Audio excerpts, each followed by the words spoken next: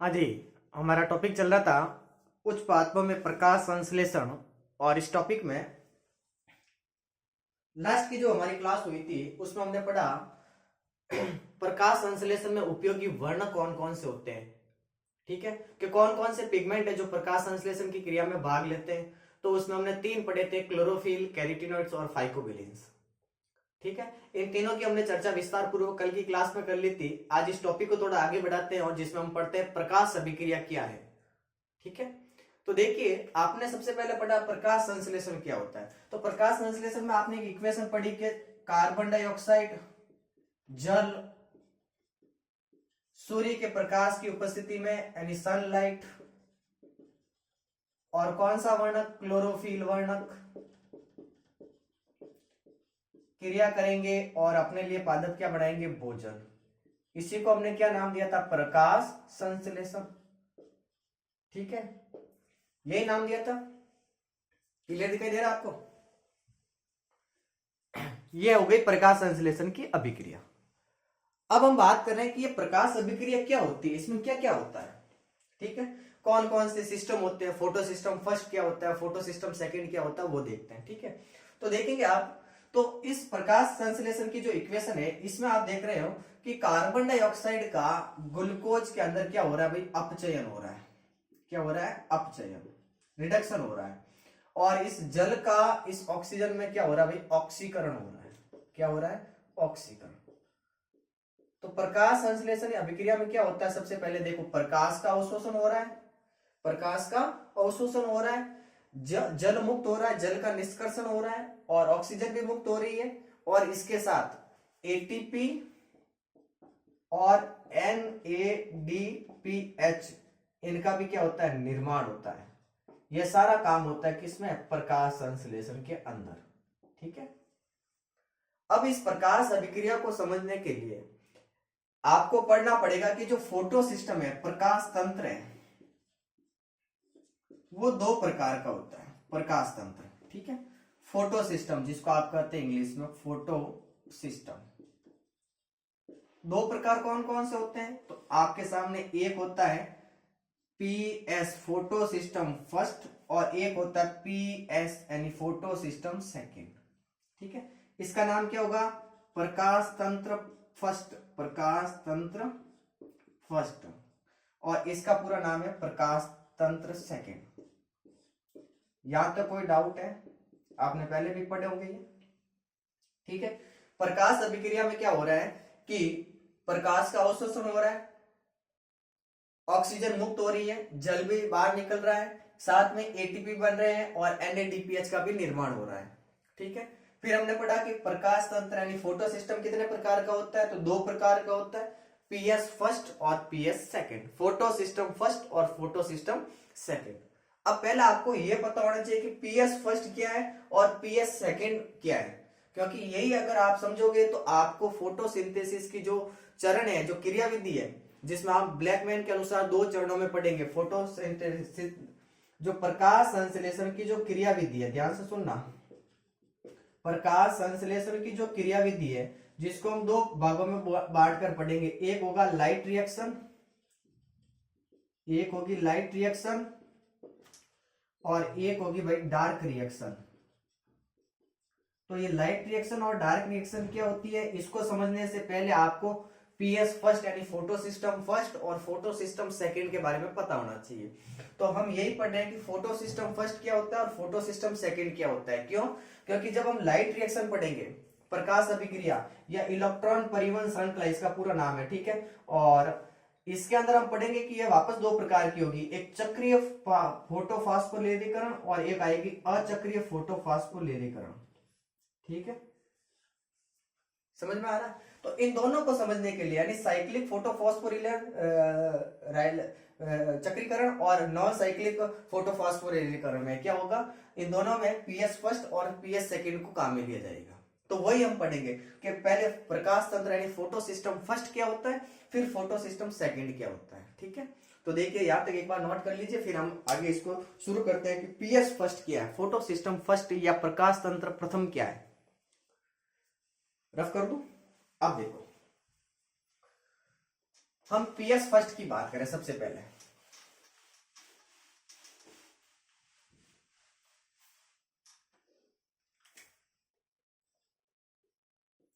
PS first, photo system first.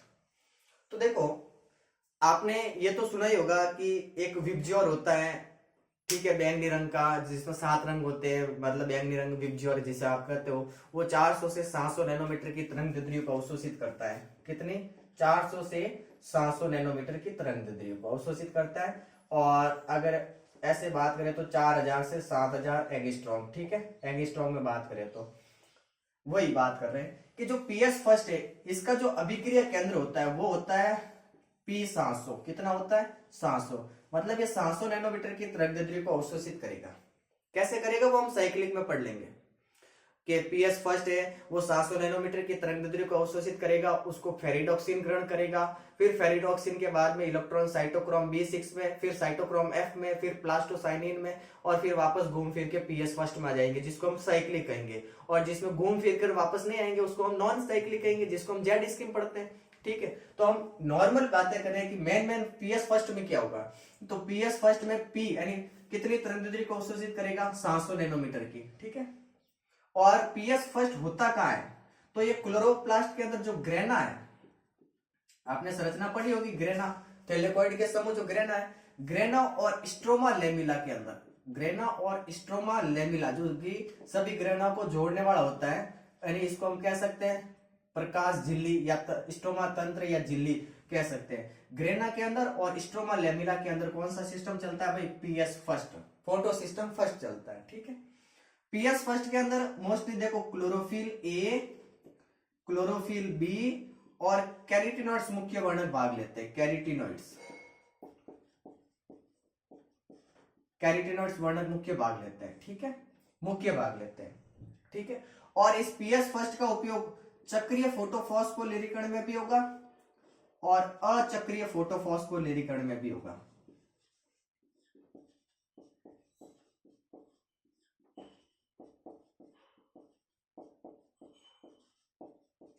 ठीक है, ये हो गए पीएस फर्स्ट की मेन बातें कि पीएस फर्स्ट का अभिक्रिया केंद्र क्या होगा? पी 700 नैनोमीटर या पी 4000 एंगस्ट्रॉम। ठीक है, होता कहां है पीएस फर्स्ट? तो ग्रेना और स्ट्रोमा लेमिला के अंदर होगा, और इसके अंदर मुख्य वर्ण कौन कौन से भाग लेंगे? क्लोरोफिल ए, क्लोरोफिल बी और कैरोटीनॉइड्स। और पीएस फर्स्ट दोनों में भाग लेगा। देखो, अगर हम पढ़ेंगे कि जब लाइट रिएक्शन होगी तो इस लाइट रिएक्शन को हम 2 भागों में बांटेंगे, साइक्लिक और नॉन साइक्लिक। तो चाहे साइक्लिक प्रोसेस हो चाहे नॉन साइक्लिक प्रोसेस हो, उन दोनों के अंदर पीएस फर्स्ट भाग लेगा। ठीक है, ये तो हो गई पीएस फर्स्ट। अब बात करें पीएस सेकंड की, यानी फोटो सिस्टम सेकंड क्या है? तो पीएस सेकंड का जो अभिक्रिया केंद्र होता है वो होता है पी 680 नैनोमीटर। ठीक है, ये इतने प्रकाश की तरंगदैर्ध्य को अवशोषित करेगा 680 नैनोमीटर की। ठीक है, और ये मोस्टली होता है ग्रेना के अंदर। पीएस सेकंड का होता है ग्रेना के अंदर, जबकि पीएस फर्स्ट का हो रहा था ग्रेना और स्ट्रोमा लेमिला के अंदर, और पीएस सेकंड मोस्टली का होता है ग्रेना के अंदर होता है। और इसके अंदर जो मेन वर्ण भाग लेते हैं वो होते हैं क्लोरोफिल ए, क्लोरोफिल बी और फाइकोबिलिन्स, जिसको हम बिली प्रोटीन भी कहते हैं, फाइकोबिलिन्स, जो कि मोस्टली किसके अंदर पाए जाते हैं? सेवालों के अंदर। ये मुख्य वर्णक भाग लेंगे। ठीक है, और इसका उपयोग केवल और केवल चक्रीय फोटोफॉस्फोलिरिकरण में होगा।